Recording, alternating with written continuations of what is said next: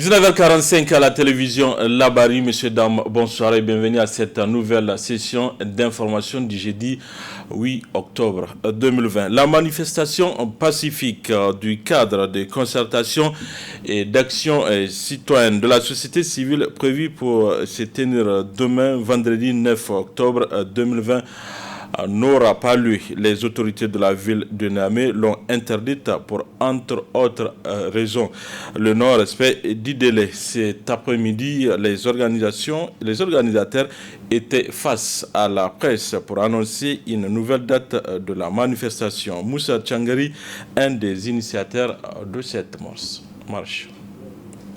Il a été décidé d'instaurer ou de réinstaurer l'état d'urgence sanitaire dans l'ensemble du pays. Et l'état d'urgence sanitaire est censé entrer en vigueur à partir du 10 octobre, à quelques mois des élections générales. Donc le pays tout entier va être dans une situation d'état d'urgence.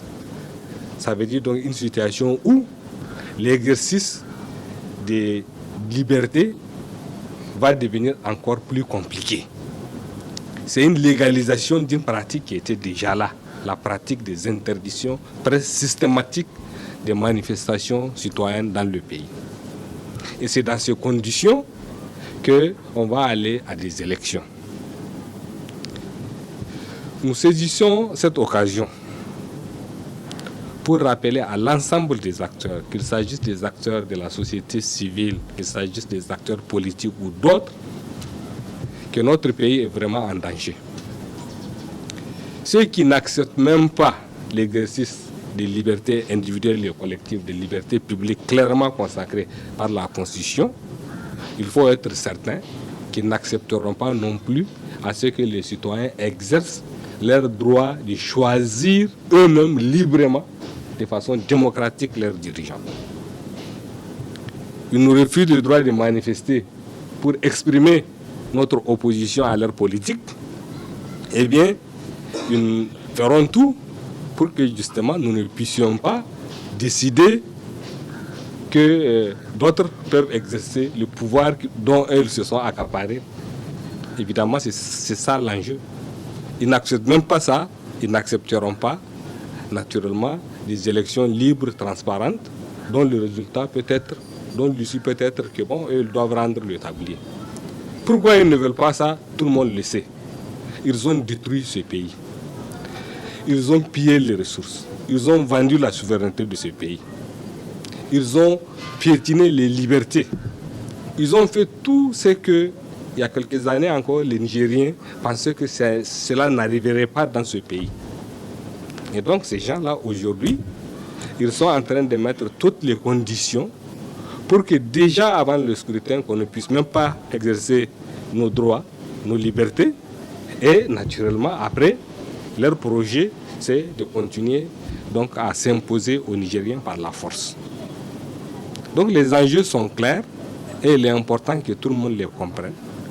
Qu'à l'heure actuelle, aujourd'hui, il faut qu'on se batte pour arracher notre droit de pouvoir manifester et après le droit aussi de choisir qui on veut. C'est ça l'enjeu. Ils nous ont interdit et nous n'allons pas baisser le bras face à cette interdiction. Ce que nous avons décidé de faire, c'est qu'avec nos avocats, dès demain, nous allons assigner la délégation spéciale de la ville de Niamey devant les tribunaux pour abus, pour le piétinement, les interdictions systématiques. Nous allons également attaquer en justice le fait qu'on nous ait dénié notre droit d'avoir accès à la justice face aux interdictions systématiques. Donc demain, la manifestation en tant que telle, le meeting en tant que tel, n'aura certainement pas lieu, mais nous serons au palais de justice avec nos avocats pour intenter une action. Et nous avons d'ores et déjà déposé une déclaration de manif pour le mardi 20 octobre 2020. Et nous profitons de l'occasion pour lancer un appel à tous les acteurs, qu'ils soient les acteurs de la société civile, des acteurs politiques, à tous les citoyens pour que les gens comprennent qu'il est absolument nécessaire que le 20 là, que les gens se mobilisent et qu'on démontre qu'on n'est pas prêt à accepter le piétinement de nos libertés et de nos droits. Moussa Tchangari, que vous retrouverez plus en détail en partie magazine de cette édition. Une délégation des acteurs de l'éducation au devant, le gouverneur de la région de Niamey s'est transporté ce matin à l'école primaire Yantala 2 pour faire le point de la disponibilité des fournitures scolaires dans le cadre des préparatifs de la rentrée scolaire 2020-2021. Hamza Sakou et Chebou Gisso pour le compte rendu. La rentrée scolaire 2020-2021 retenue le 15 octobre prochain. Ainsi, le cadre des préparatifs de cette dernière est pour le compte de la région de Niamey, avec une délégation composée de tous les acteurs de l'éducation. Le gouverneur de la région de Niamey a effectué une visite à Yantala 2, où sont stockées les fournitures scolaires en attente d'être acheminées dans les écoles. Il a été décidé que la rentrée scolaire aura bel et bien lieu le 15 octobre 2020 sur l'ensemble du territoire national. Bien d'esprits malins ont spéculé pour dire que ce sera une rentrée politique, car cela ne tienne. Nous allons leur répondre par le concret. Et c'est pour cela que ce matin j'ai décidé, avec tous mes collaborateurs, pour venir voir de visu le matériel mis à la disposition de la région. Et devant Dieu et devant vous, j'affirme haut et fort que nous avons un stock qui couvre intégralement l'année scolaire. Nous avons suffisamment de livres, nous avons suffisamment de cahiers, nous avons suffisamment de kits de lavage de mains, suffisamment de craies, d'ardoises, de règles, de rapporteurs, de gommes, et que sais-je encore. Et le personnel est déjà là, comme vous le voyez autour de moi. Toutes les affectations ont été faites. Tous les engagements souscrits ont été honorés. Notons que toutes les dispositions sont prises pour que la rentrée soit effective. Et la désinfection des classes a déjà commencé pour lutter contre la pandémie du coronavirus et le paludisme.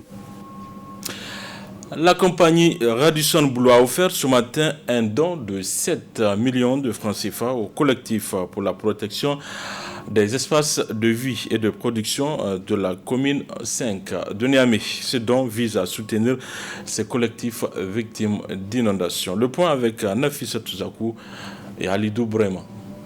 Ce rassemblement du collectif pour la protection des espaces de vie et de production de la commune 5 marque la réception d'un fonds d'une valeur de 7 millions de francs CFA par l'hôtel Radisson Blu de Niamey.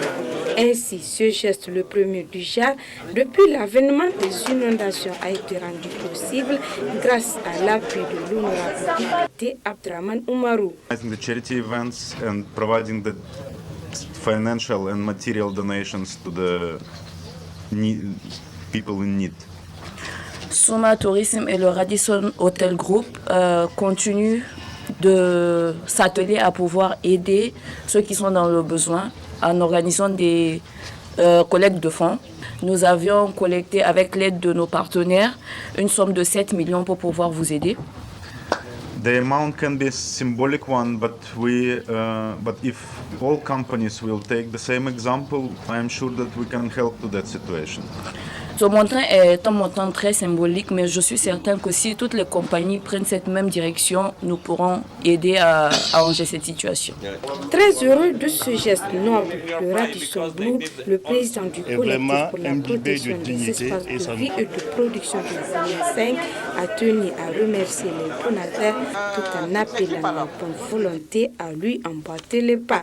En réitérant nos sincères remerciements à l'hôtel Radisson Blu, qui a fait un geste noble dont nous espérons servira d'exemple à d'autres structures ou personnes physiques qui emboîteront certainement le pas. Soyez rassurés que la somme perçue, plaise à Dieu, sera utilisée à bon escient et cela dans l'efficience absolue. Encore au nom de la population de Harobanda, à travers notre collectif, nous vous prions, chers amis de Radisson Blu, de bien vouloir transmettre l'expression de notre grande reconnaissance. La façon de donner vaut mieux que ce qu'on donne. Donc tout ce qu'on a fait est vraiment imbibé de dignité et ça nous va droit au cœur. Merci, merci, merci. C'est par la remise du chèque de 7 millions de francs CFA au président du collectif qu'a pris fin la cérémonie. Dosso abrite, et cela pour 3 jours, les travaux de l'atelier de validation du rapport d'évaluation des dépenses fiscales. Rencontre organisée par la Direction générale des impôts à l'intention des cadres centraux de cette institution. Le point avec nos confrères de l'ORTN Dosso. Ces travaux de l'atelier de validation du rapport d'évaluation des dépenses fiscales regroupent les cadres centraux qui vont 3 jours durant discuter et enrichir ce rapport. Sur les principales motivations de ces assises de Dosso, suivons les explications du directeur général des impôts. Pour nous, en tout cas, c'est l'occasion de répondre à 2 objectifs principaux. Dans un premier temps, il s'agit d'une obligation juridique parce que l'UEMOA a édicté une directive numéro 01/2009 qui demande à tous les pays d'effectuer cet exercice. Donc pour voir exactement quelle est la consistance des exonérations qui sont accordées et quel est leur fondement, quelle est leur pertinence. Il s'agit également de regarder ce qui se passe dans notre système fiscal. Est-ce que aujourd'hui les exonérations qui sont accordées répondent aux objectifs qui sont assignés d'abord? Et dans un deuxième temps, cela nous permet d'avoir une fenêtre pour faire un exercice de rationalisation. Donc de comparer les exonérations qui sont accordées dans un domaine et dans un autre domaine pour voir si dans un examen systémique, on a de la cohérence dans la matière. Le secrétaire général du gouverneur de Dosso a d'abord rappelé que depuis l'entrée en vigueur de la directive numéro 01/2009/CM UEMOA portant code de transparence dans la gestion des finances publiques au sein de l'UEMOA, l'évaluation des dépenses fiscales est devenue une exigence par les États membres dont le Niger, d'une part, et d'autre part contribuer à identifier les axes de rationalisation des dites dépenses. L'évaluation des dépenses fiscales contribue à identifier les axes de rationalisation dites dépenses, ce qui permet d'ouvrir des perspectives d'élargissement de l'assiette de l'impôt et partant d'amélioration de la mobilisation des recettes fiscales.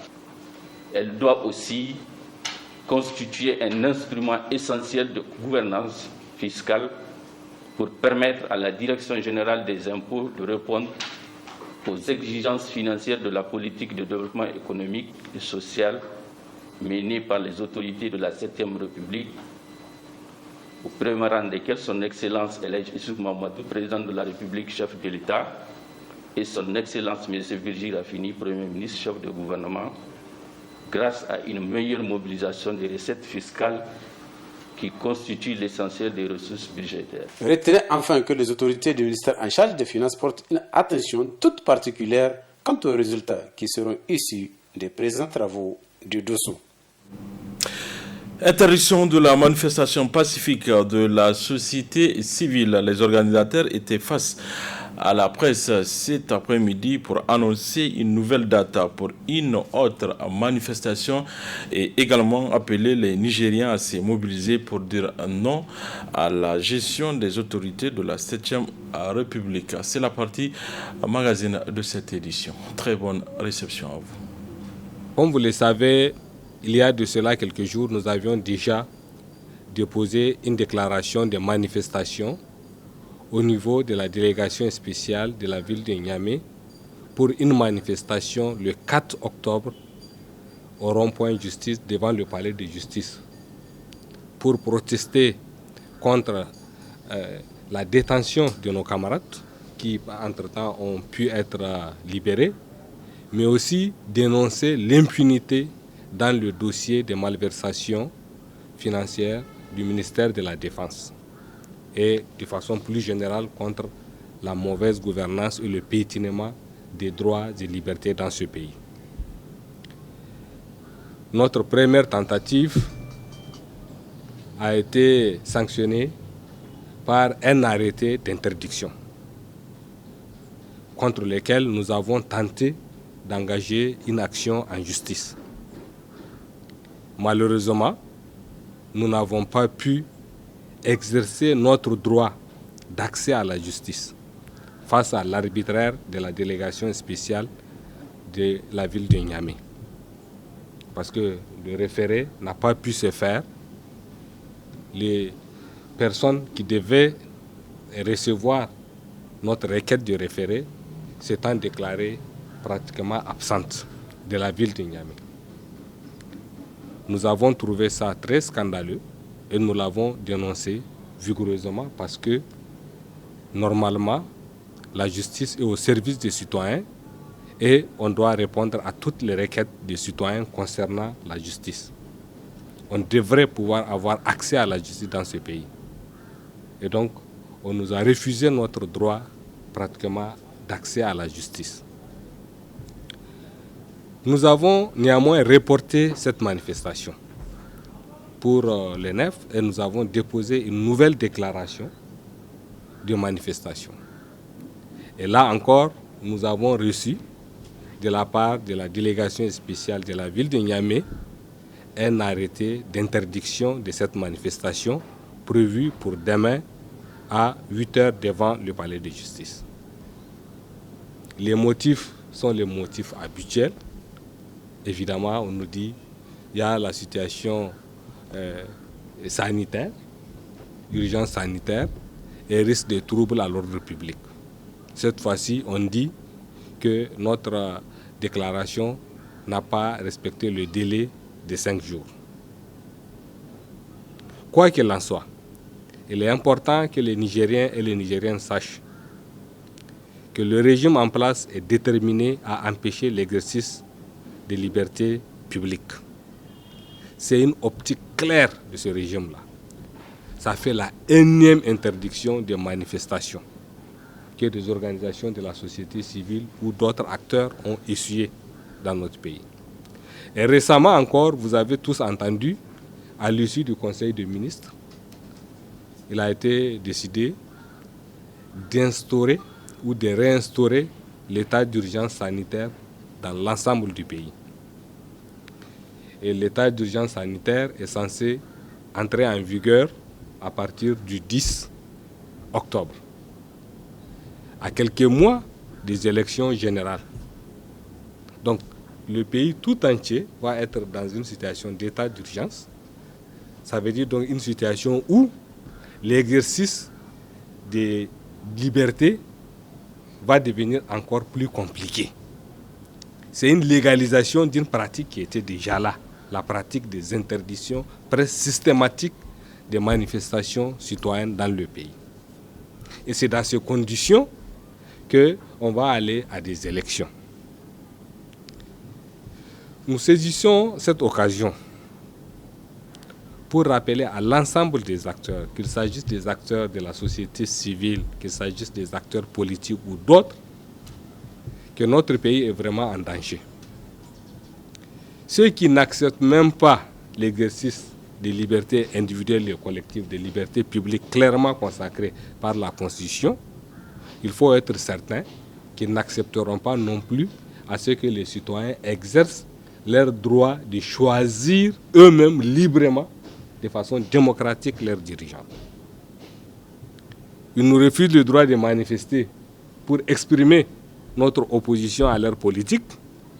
Eh bien, ils feront tout pour que justement nous ne puissions pas décider que d'autres peuvent exercer le pouvoir dont eux se sont accaparés. Évidemment, c'est ça l'enjeu. Ils n'acceptent même pas ça. Ils n'accepteront pas, naturellement, des élections libres, transparentes, dont le résultat peut être, dont l'issue peut être que bon, eux, ils doivent rendre le tablier. Pourquoi ils ne veulent pas ça? Tout le monde le sait. Ils ont détruit ce pays. Ils ont pillé les ressources. Ils ont vendu la souveraineté de ce pays. Ils ont piétiné les libertés. Ils ont fait tout ce que, il y a quelques années encore, les Nigériens pensaient que cela n'arriverait pas dans ce pays. Et donc ces gens-là, aujourd'hui, ils sont en train de mettre toutes les conditions pour que déjà avant le scrutin, qu'on ne puisse même pas exercer nos droits, nos libertés. Et naturellement, après, leur projet, c'est de continuer donc, à s'imposer aux Nigériens par la force. Donc les enjeux sont clairs et il est important que tout le monde les comprenne. Qu'à l'heure actuelle, aujourd'hui, il faut qu'on se batte pour arracher notre droit de pouvoir manifester et après, le droit aussi de choisir qui on veut. C'est ça l'enjeu. Ils nous ont interdit et nous n'allons pas baisser le bras face à cette interdiction. Ce que nous avons décidé de faire, c'est qu'avec nos avocats, dès demain, nous allons assigner la délégation spéciale de la ville de Niamey devant les tribunaux pour abus, pour le piétinement, les interdictions systématiques. Nous allons également attaquer en justice le fait qu'on nous ait dénié notre droit d'avoir accès à la justice face aux interdictions systématiques. Donc demain, la manifestation en tant que telle, le meeting en tant que tel, n'aura certainement pas lieu, mais nous serons au palais de justice avec nos avocats pour intenter une action. Et nous avons d'ores et déjà déposé une déclaration de manif pour le mardi 20 octobre 2020 et nous profitons de l'occasion pour lancer un appel à tous les acteurs, qu'ils soient les acteurs de la société civile, des acteurs politiques, à tous les citoyens pour que les gens comprennent qu'il est absolument nécessaire que le 20 là, que les gens se mobilisent et qu'on démontre qu'on n'est pas prêt à accepter le piétinement de nos libertés et de nos droits.